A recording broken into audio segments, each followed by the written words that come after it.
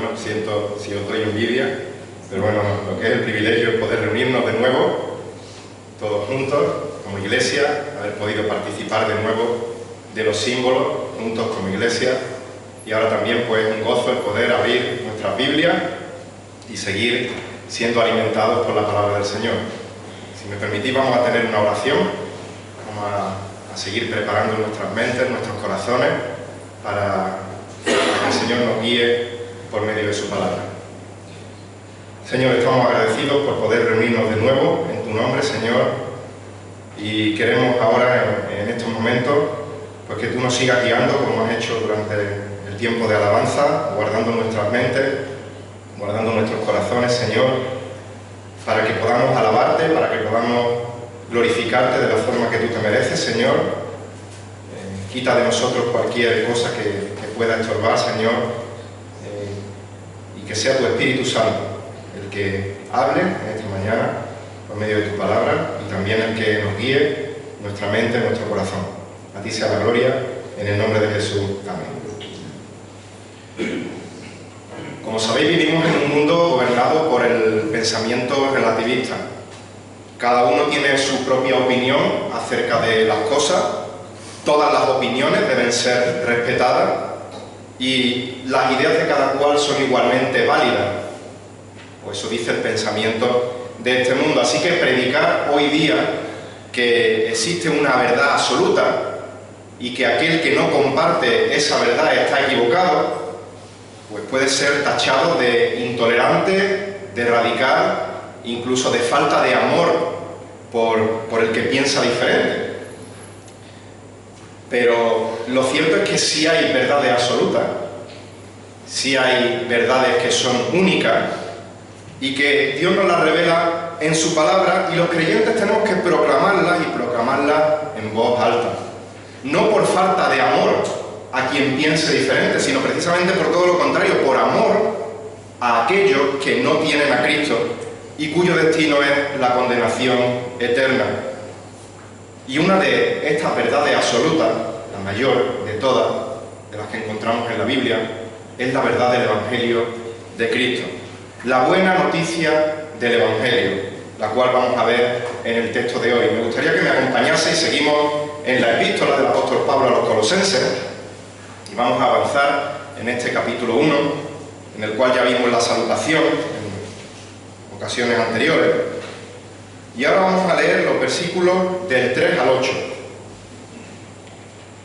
Carta del apóstol Pablo a los Colosenses, capítulo 1, versículos 3 al 8. Y dice el apóstol Pablo, movido por el Espíritu Santo, versículo 3: damos gracias a Dios el Padre de nuestro Señor Jesucristo, orando siempre por vosotros, al oír de vuestra fe en Cristo Jesús y del amor que tenéis por todos los santos, a causa de la esperanza reservada para vosotros en los cielos, de la cual oísteis antes en la palabra de verdad, el Evangelio, que ha llegado hasta vosotros. Así como en todo el mundo está dando fruto constantemente y creciendo, así lo ha estado haciendo también en vosotros desde el día que lo oísteis y comprendisteis la gracia de Dios en verdad. Versículo 7. Tal como lo aprendisteis de Epafra, nuestro amado consiervo, quien es fiel servidor de Cristo de parte nuestra, el cual también nos informó acerca de vuestro amor en el Espíritu. Hasta aquí la palabra del Señor. Y si recordáis, cuando vimos la introducción a esta carta, el argumento central de la herejía que estaba amenazando a esta iglesia de Colosas, a los hermanos de Colosas, era que Jesús no es suficiente para la salvación. Y el apóstol Pablo, para tanto refutar por un lado estas enseñanzas falsas, como para confortar, para animar a los hermanos de Colosas, va a exponer 5 aspectos de la verdad del Evangelio.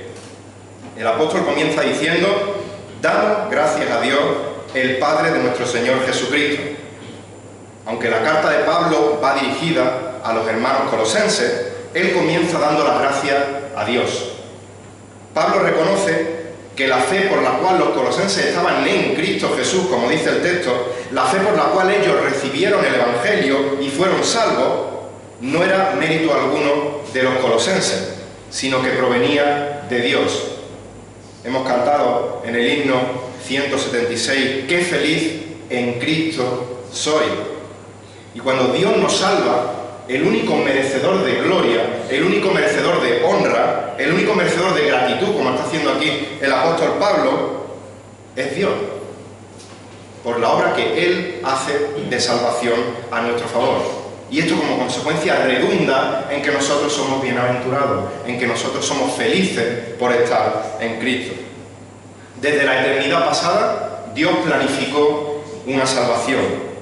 Dios proveyó del sacrificio necesario para llevar a cabo esa salvación, el sacrificio de su Hijo amado. Y después de habernos salvado Dios, es Dios el que sigue obrando en nuestros corazones, en nuestro proceso diario de santificación. Dice el apóstol Pablo en Efesios 1, versículos 3 al 5. Bendito sea el Dios y Padre de nuestro Señor Jesucristo, que nos ha bendecido con toda bendición espiritual en los lugares celestiales en Cristo, según nos escogió en Él antes de la fundación del mundo, para que fuésemos santos y sin mancha delante de Él. En amor nos predestinó para adopción como hijos para sí mediante Jesucristo, conforme al beneplácito de su voluntad. No dice conforme a las buenas obras que habéis hecho. No dice conforme a la inteligencia superior que tenéis con respecto a otras personas, sino que dice conforme al beneplácito de su voluntad. Si los creyentes podemos estar en Cristo es porque Dios voluntariamente tomó en la iniciativa de acercarse a nosotros sin nosotros merecerlo. Por tanto, la salvación de Dios es de Dios y Él es el merecedor de toda nuestra gratitud. Por eso Pablo comienza diciendo, damos gracias ¿a quién? A Dios, el Padre de nuestro Señor Jesucristo. Y después de este agradecimiento se sigue dirigiendo a los colosenses y le dice, orando siempre por vosotros. Y esta palabra siempre corresponde no al por vosotros, sino al dando gracias a Dios. Lo que Pablo no está diciendo que él siempre está dando gracias, siempre está orando por los colosenses, sino que cada vez que oraba por ellos, siempre daba gracias a Dios por ellos. Dios es el que da la salvación y Pablo da gracias a Dios por esa salvación. Y en esa muestra de gratitud de Pablo por los colosenses, el apóstol nos va a mostrar 5 aspectos de la verdad del Evangelio. Y el primer aspecto de la verdad del Evangelio es que la verdad del Evangelio produce frutos. La verdad del Evangelio produce frutos. Pablo no estaba personalmente con estos hermanos de Colosas, sino que Pablo recibió un informe por medio de Epafras sobre la vida, sobre el testimonio de esta iglesia de Colosas, y este informe le mueve a dar gracias a Dios por lo que había escuchado. Así que yo dudo mucho, aunque no tenemos el informe redactado, pero dudo mucho que Epafras le dijera simplemente, querido Pablo, tengo buenas noticias para ti respecto a los hermanos de Colosas. Tuvimos un culto de predicación del Evangelio y cuando terminó hice un llamamiento y aquellos a quienes se hubiesen arrepentido por el mensaje que pasasen adelante y que repitiesen conmigo una oración en la cual confesaban públicamente aceptar a Jesús como Salvador y Señor de sus vidas, y esa es la buena noticia que te traigo. Y no quiero decir que Dios no pueda salvar a personas de esta forma, pero esto no es una señal que confirme al 100% que dicha persona ha sido salvada por el Evangelio. Muchísimas personas han hecho profesión de fe repitiendo una oración sin ni siquiera entender lo que es el Evangelio. Y el ejemplo de esas personas es yo mismo. Yo mismo, con 9 años, en un campamento, hicieron un llamamiento al arrepentimiento por los pecados, a tener una oración, a levantar la mano a aquel que se había arrepentido y que aceptaba a Jesús como Señor y Salvador, y yo con 9 años repetí esa oración y durante mucho tiempo creía que era salvo sin serlo.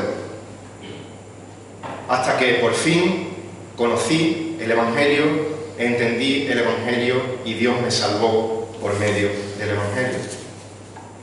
Y Pablo está dando gracias al oír de su fe en Cristo, del amor que ellos tenían por los santos, a causa de la esperanza reservada por ellos en los cielos.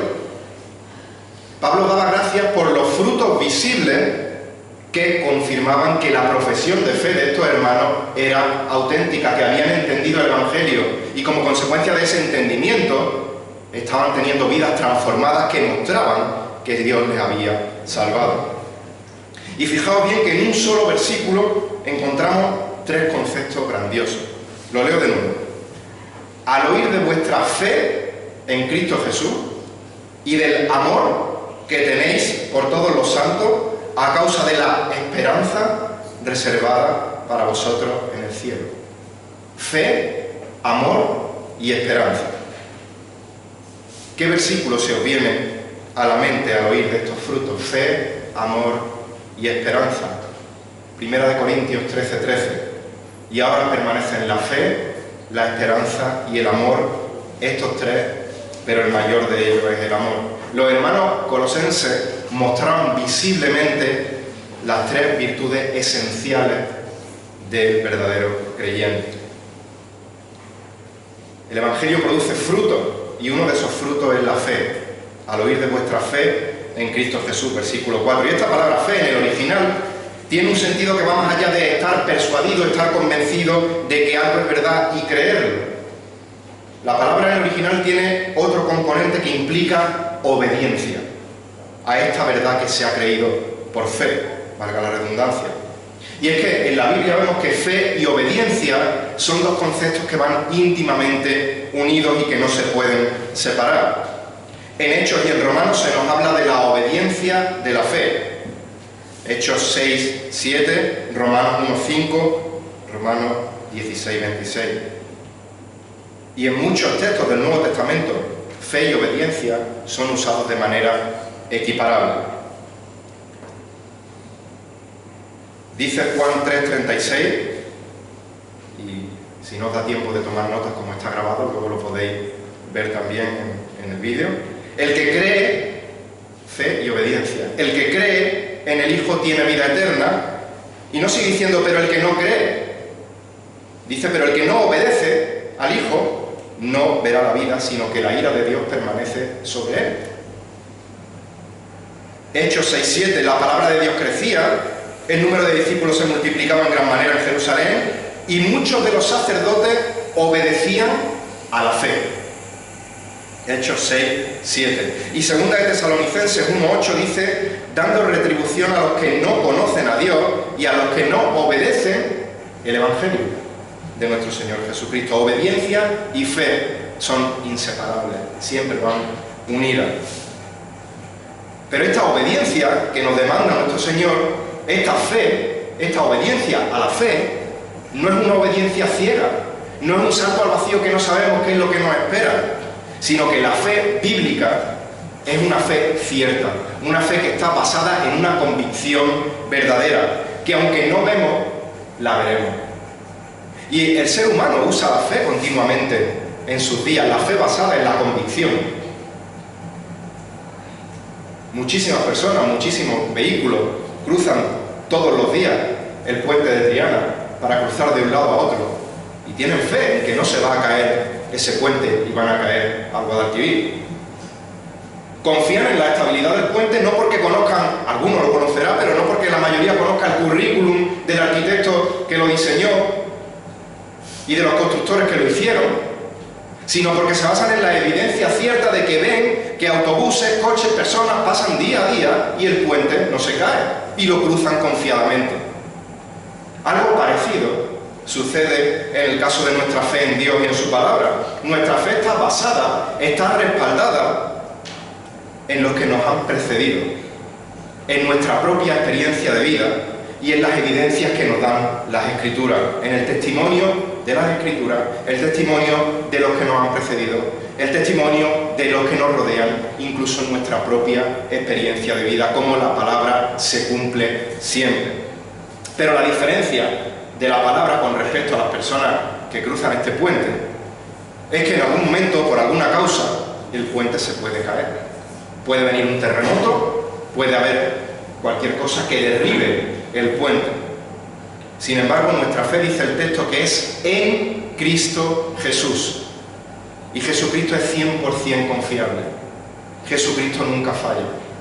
Su obra es eficaz al 100%. Y las verdades de su palabra son totalmente efectivas, inmutables, no cambian y tenemos una certeza en esa fe. Otro fruto que produce la fe, la verdad del Evangelio, es el amor, como hemos leído, y del amor que tenéis por los santos. El amor es una característica esencial del creyente y otro de los frutos visibles de la autenticidad de una profesión de fe. Dice Gálatas 5:6 que la fe obra por amor. El Señor Jesucristo dijo en Juan 13:35: en esto conocerán que sois mis discípulos, que vuestra profesión de fe es verdadera, si os tenéis amor los unos a los otros.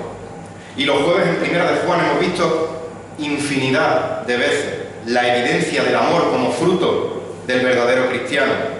Primera de Juan 2:9 y 10: el que dice que está en luz y aborrece a su hermano, aún está en tiniebla. El que ama a su hermano permanece en luz y no hay causa de tropiezo en él. Primera de Juan 3:14: nosotros sabemos, es una certeza, que hemos pasado de muerte a vida, que nuestra profesión de fe es auténtica, porque amamos a los hermanos. El que no ama permanece en muerte. Nuestro amor por los hermanos es un reflejo del amor de Cristo por nosotros. Y Pablo da gracias a Dios al oír de que sus hermanos colosenses tenían amor por unos cuantos de los que ellos conocían. Eso dice el texto, ¿no? El texto dice por todos. No hacían acepción de personas. Y que los creyentes tengamos que amar a todos los hermanos de la fe no significa que tengamos que tener el mismo cariño, que tengamos que sentir el mismo afecto por todos los hermanos. No demostramos el afecto de igual manera a nuestra esposa, a nuestro marido, a nuestros hijos, a nuestros padres, a nuestros hermanos en la fe que están sentados cerca de nosotros, a los creyentes por los que oramos en otros países sin que ni siquiera los conocemos. No tenemos el mismo cariño, no tenemos el mismo afecto, pero sí podemos amarlos a todos con el amor de Dios, porque es un amor que va más allá de los sentimientos. Es un amor que va más allá del cariño y del afecto. Es un amor que sirve al hermano de manera sacrificada. Dice el apóstol Pablo en Gálatas 5:13: porque vosotros, hermanos, a libertad fuisteis llamados, solo que uséis esa libertad, que no uséis esa libertad con el pretexto para la carne, sino servíos por amor los unos a los otros. Es un amor que sirve al otro. Dios no nos dice sentir el mismo afecto los unos por los otros, sino que dice servíos por amor, poniendo tus necesidades por detrás de las necesidades del hermano. Y el Señor Jesús ejemplificó a perfección la obediencia a este mandato de amar. Él, siendo Dios, se nos dice en Juan 13:1, después de no considerar el ser Dios como algo a que aferrarse y encarnarse en hombre y vivir en esta tierra y pasar las penurias que él pasó, dice que habiendo amado a los suyos que estaban con él, que estaban en el mundo, los amó hasta el fin. Juan 13:1. Y solo unos versículos más adelante, el 4 y el 5, lo demuestra de forma práctica, lavando los pies a sus discípulos. La verdad del Evangelio produce fruto. Un fruto es la fe, obediente. Otro fruto es el amor. Y un tercer fruto que vemos es la esperanza. Dice el versículo 5: a causa de la esperanza reservada para vosotros en los cielos. Fijaos que Pablo describe la esperanza como una reserva. Una reserva para nosotros en el cielo. Literalmente es algo que está guardado, protegido en los cielos. El apóstol Pedro nos habla de una herencia incorruptible, inmaculada y que no se marchitará, reservada en los cielos para el creyente. Primera de Pedro 1:4.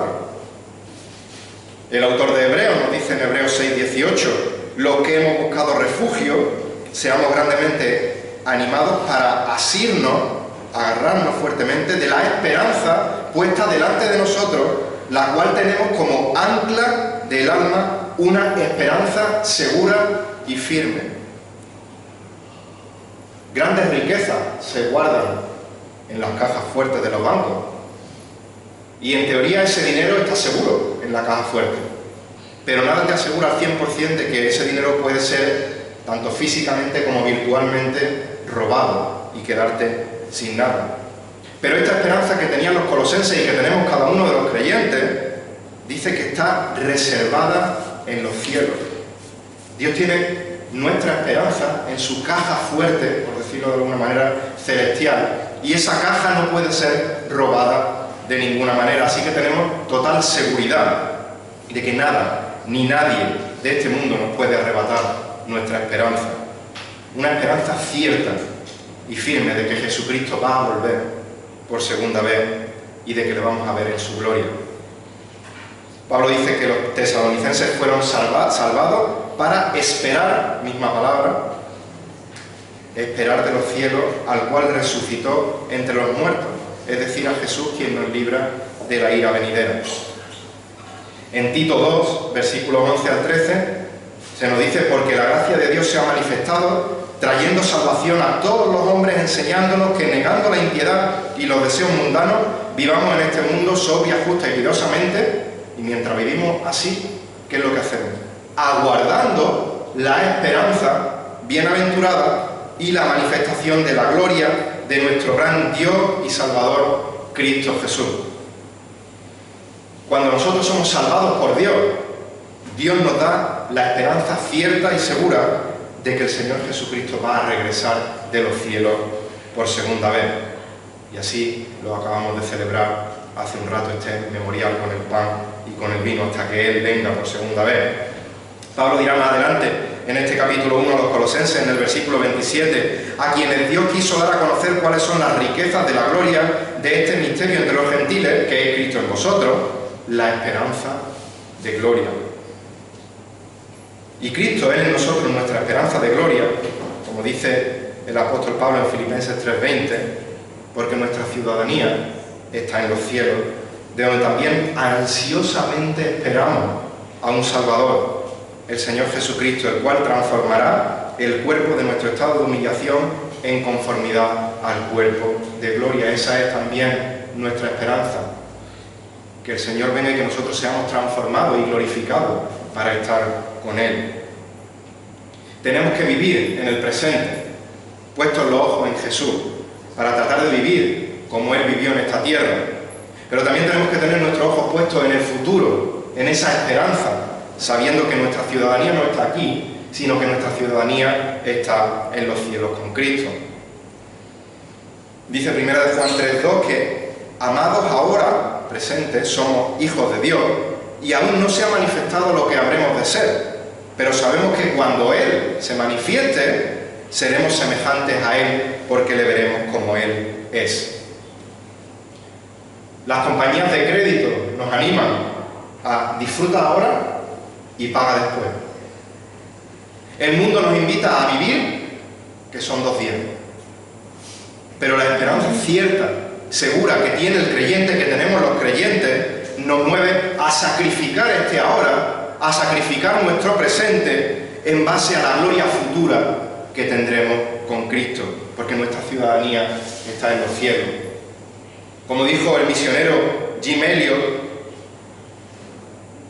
no está loco quien para ganar lo que no puede perder, entrega lo que no puede conservar. Lo repito, no está loco quien para ganar lo que no puede perder, entrega lo que no puede conservar.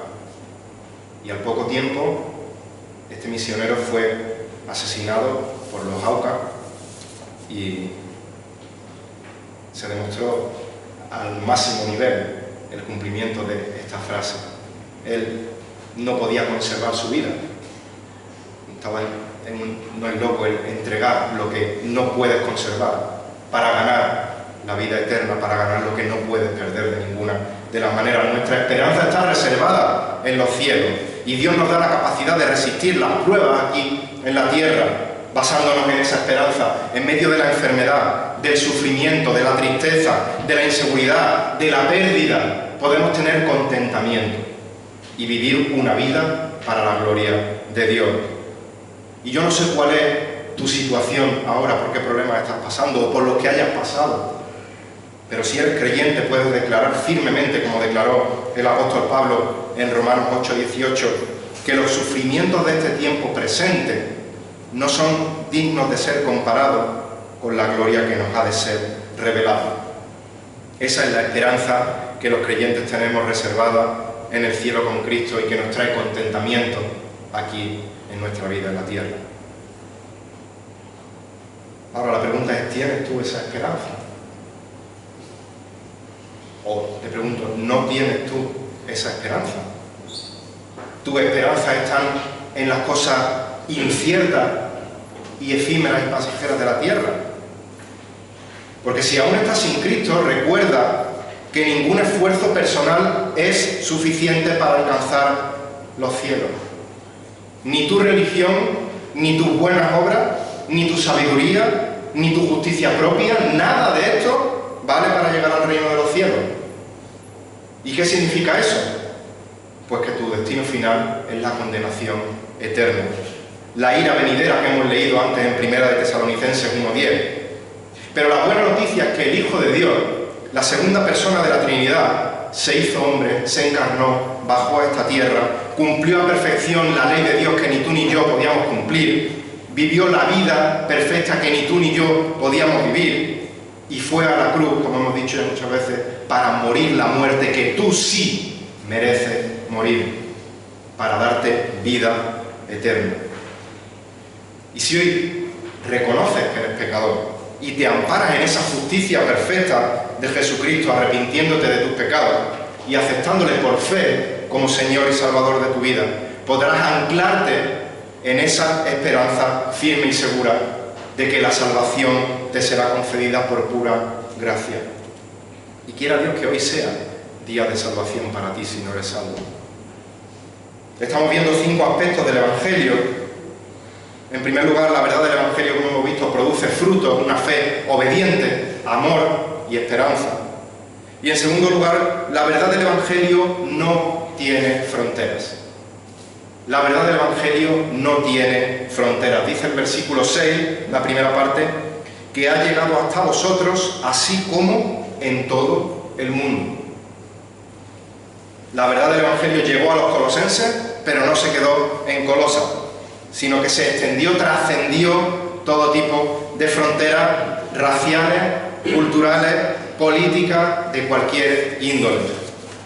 Y esto lo vemos a lo largo del Nuevo Testamento. Dice Mateo 24:14 que este Evangelio del Reino se predicará en todo el mundo como testimonio, dice, a todas las naciones, trasciende fronteras. La verdad del Evangelio. Romanos 1:8. Doy gracias a mi Dios por medio de Jesucristo por todos vosotros, porque todo el mundo se habla de vuestra fe. Versículo 16. Porque no me avergüenzo del Evangelio, porque es poder de Dios para salvación de todo el que cree, del judío primeramente y también del griego. Trasciende fronteras. Romanos 10:18. Pero yo digo, ¿acaso nunca han oído? Ciertamente que sí. Por toda la tierra ha salido su voz y hasta los confines del mundo sus palabras. Primera de Tesalonicenses 1:8. Porque saliendo de vosotros la palabra del Señor ha resonado, no solo en Macedonia y Acaya, sino también por todas partes vuestra fe en Dios se ha divulgado. De modo que nosotros no tenemos necesidad de hablar nada. Hechos 9:31 nos dice que la Iglesia gozaba de paz por toda Judea, Galilea, Samaria y era edificada. Y como resultado dice que seguía creciendo, era edificada, andando en el temor del Señor y en la fortaleza del Espíritu Santo, y seguía creciendo.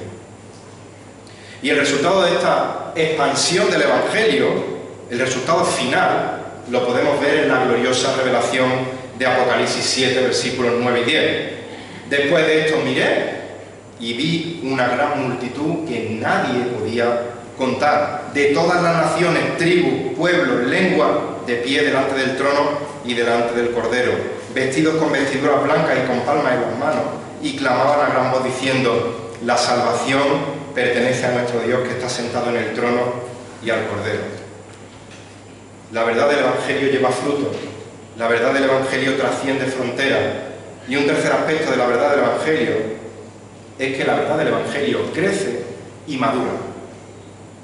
La verdad del Evangelio crece y madura. Versículo 6, está dando fruto constantemente y creciendo. Así lo ha estado haciendo también en vosotros desde el día que oíste. No solo se iba expandiendo a lo largo y ancho del mundo, sino que también en los propios creyentes, en los propios colosenses, continuaba produciendo fruto y madurando en sus vidas.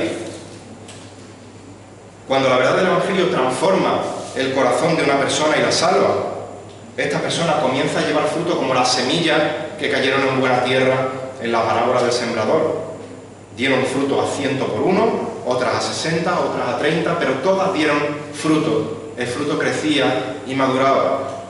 Y como dice el pastor Suger Michelin, el Evangelio no es solo el ABC de la vida cristiana, no es solo la base de la vida cristiana, sino que es de la A a la Z, es toda la vida cristiana. Tenemos que predicar la verdad del Evangelio para que lleve a todo el mundo, y Dios añada cada día a aquellos que hayan de ser salvos. Pero también tenemos que predicar el Evangelio continuamente aquí en la Iglesia, porque este mensaje es necesario para nuestra santificación diaria, de manera que nos va transformando día a día conforme a la imagen de Jesucristo. Tenemos que desear como niños recién nacidos la leche pura de la palabra, para que por ella crezcamos para la salvación, como dice 1 Pedro 2:2. Necesitamos profundizar en la verdad del Evangelio cada día para conocer más a Dios. Necesitamos conocer cada día más los atributos de Dios para quedar asombrados ante su grandeza. Necesitamos cada día conocer más su voluntad revelada en su palabra para poder ser obedientes a ella. Necesitamos cada día conocer más a nuestro Señor Jesucristo para poder ser cada vez más conformados a Él. Y todo esto hará que demos más fruto y que maduremos para la gloria de Dios. Pero también tenemos que conocer más la palabra del Señor, el Evangelio, para poder predicarla fielmente. Porque Pablo le dice a los colosenses que está agradecido por todo lo que el Evangelio había producido en ellos. ¿Desde cuándo? Desde el día en que lo oyeron. La verdad del Evangelio ha de ser oída para poder ser creída. Y dice Romanos 10:14, ¿cómo pues invocarán a aquel en quien no han creído? ¿Y cómo creerán a aquel de quien no han oído? ¿Y cómo oirán sin haber quien les predique? La verdad del Evangelio es un mensaje que tiene que ser predicado, porque la fe viene por el oír, y el oír por la palabra de Cristo. Romanos 10:17. Estamos viendo 5 aspectos de la verdad del Evangelio. La verdad del Evangelio produce fruto: esa fe obediente, el amor por todo, la esperanza cierta. El amor, la verdad del Evangelio no tiene fronteras, trasciende cualquier frontera. El fruto de la verdad del Evangelio crece y madura. Y en cuarto lugar, la verdad del Evangelio proviene de la gracia divina. Sigue diciendo el versículo 6, y comprendisteis la gracia de Dios en verdad. Y ya hemos hablado muchas veces de qué es la gracia de Dios. Ya lo vimos también en la salutación de este capítulo 1. Es ese regalo desmerecido que Dios nos ofrece, por el cual nos concede el perdón de los pecados y la vida eterna, los cuales ni merecemos ni podemos alcanzar por nosotros mismos. Y hemos visto que hay frutos visibles de la obra del Evangelio de los creyentes, pero también sabemos claramente, como nos dice Efesios 2:8, que la salvación es solo por gracia, por medio de la fe, no por obra. Las obras son el fruto visible de que esa salvación es cierta, pero la salvación es solo por gracia, no por obra. Y Pablo describe esta gracia salvadora como la gracia de Dios en verdad. Está reafirmando la autenticidad de esta gracia, la cual Dios da soberanamente por su misericordia. Y es increíble, es incomprensible que, a pesar de que nosotros no podemos hacer nada para alcanzar esa salvación, Dios nos salva por pura gracia. Estamos viendo 5 aspectos de la verdad del Evangelio. La verdad del Evangelio produce fruto: fe obediente, amor, esperanza La verdad del Evangelio no conoce fronteras, las trasciende, las traspasa. El fruto de la verdad del Evangelio crece y madura en el creyente. La verdad del Evangelio procede de la gracia divina. Y en quinto y último lugar, la verdad del Evangelio tiene que ser enseñada y aprendida. La verdad del Evangelio tiene que ser enseñada y aprendida. Dicen los versículos 7 y 8, tal como aprendisteis de Epafra, nuestro amado consiervo, quien es fiel servidor de Cristo de parte nuestra, el cual también nos informó acerca de vuestro amor en el Espíritu. Ya vimos en la introducción panorámica de esta carta que la iglesia de Colosas se tenía que enfrentar a una sociedad multicultural, con muchas religiones, con muchas filosofías, y a lo cual había que sumar esas herejías que atacaban directamente a la iglesia. Pero estos colosenses dice que habían aprendido la verdad de Epafra. Estos colosenses podían distinguir la verdad del Evangelio de la falsa enseñanza, porque Epafra se lo había enseñado y ellos lo habían aprendido, tal como aprendiste de Epafra. Y lo que Pablo está haciendo ahora con este versículo es ratificar la autenticidad, la veracidad del mensaje de este hermano Epafra. Pablo le está diciendo a sus hermanos colosenses: no os dejéis influenciar por la cultura, no os dejéis influenciar por la sabiduría humana, no os dejéis mover por la presión social y muchísimo menos por las falsas enseñanzas de los falsos maestros. Tener la seguridad de que el Evangelio, la verdad del Evangelio que os ha enseñado Epafra y que vosotros habéis aprendido de él, tiene el sello de calidad, el certificado de autenticidad del verdadero Evangelio de Jesucristo. Dice Pablo que nosotros los creyentes somos embajadores de Cristo, como si Dios rogara por medio de nosotros. En el nombre de Cristo rogamos reconciliados con Dios. 2 Corintios 5:20. Y al igual que Epafra, los creyentes tenemos que predicar un evangelio que tenga este sello de calidad, este certificado de autenticidad. Así que, ¿qué es lo que vamos a hacer nosotros, mis queridos hermanos? ¿Qué vamos a hacer nosotros? ¿Vamos a ceder ante la presión del mundo para ser políticamente correctos, mutilando la palabra de Dios, predicando un pseudo-evangelio falso que no ofenda al oyente? ¿O vamos a ser obedientes al mandato del Señor de ir y predicar el evangelio a toda criatura y rogarle, como hemos leído en 2 Corintios 5:20, rogarle en el nombre de Cristo a las personas reconciliadas con Dios? ¿Qué es lo que vamos a hacer nosotros? Somos embajadores de Cristo, como si Dios rogara por medio de nosotros. Hemos visto 5 aspectos de la verdad del Evangelio. La verdad del Evangelio produce frutos: una fe obediente, un amor por todos, una esperanza cierta. La verdad del Evangelio no conoce fronteras, trasciende las fronteras. El fruto de la verdad del Evangelio tiene que crecer, tiene que madurar en cada creyente. Esta verdad del Evangelio no procede de ningún mérito nuestro, sino que procede de la gracia divina. Y esta verdad tiene que ser enseñada, y aquellos que la hemos conocido también tiene que ser aprendida. Tenemos que profundizar en el conocimiento de esta verdad. Y el apóstol Pablo termina volviendo a hablar del informe de Epafra sobre el amor en el espíritu de los colosenses, versículo 8, en el cual también nos informó acerca de vuestro amor en el espíritu. En el versículo 4 nos ha hablado de ese amor por todos los santos, y ahora nos recuerda que la fuente de ese amor es Dios. Si nosotros tenemos la capacidad de amar como Dios ama, sabéis muy bien que es porque Dios nos amó primero. Hemos experimentado ese amor y ahora, por el poder del Espíritu Santo que habita en nosotros, podemos amar con ese amor. Mis queridos hermanos, demos gracias en esta mañana a Dios porque aquellas personas que en su día nos predicaron un evangelio con certificado de calidad y de autenticidad. Un evangelio que salvó por gracia nuestras almas. Oremos para que Dios nos ayude día a día a profundizar en su palabra, para que podamos conocerle mejor y así poder alabarle mejor, poder obedecerle mejor y dar frutos dignos de nuestro Señor. Y no olvidemos que no solo los pastores, no solo los predicadores, sino todos y cada uno de los creyentes somos embajadores de nuestro Dios. Y tenemos el deber y el privilegio de predicar la verdad del Evangelio a toda criatura para la gloria de Dios Padre.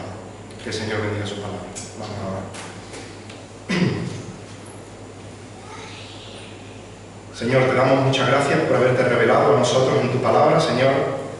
Gracias porque tu palabra es clara, Señor, y no contiene ningún error, no nos conduce al error, Señor, sino que sabemos que tu palabra es verdad porque ha sido inspirada por ti y es la única autoridad en nuestras vidas para poder vivir las vidas que tú quieres que vivamos, Señor. Ayúdanos a conocerla, a profundizar en ella, ilumínanos con tu Santo Espíritu para entenderla cada día, que obre en nuestras vidas, que madure, que crezca, Señor, y que podamos predicarla fielmente a aquellos que nos rodean, tanto desde un púlpito como con el testimonio de vidas transformadas por medio de tu Evangelio, Señor. Dependemos de ti, dependemos de tu Espíritu, nosotros no tenemos nada que contar de nuestra opinión, de nuestra sabiduría, sino que dependemos de tu sabiduría y dependemos de tu palabra y queremos que ella sea la que se mueva con poder en nuestras vidas y en este mundo, Señor. Y que todo ello redunde en la edificación de tu iglesia, Señor, y sobre todo en que tú seas glorificado, Señor, y la honra, la gloria sea para ti. En el nombre de Jesucristo oramos. Amén.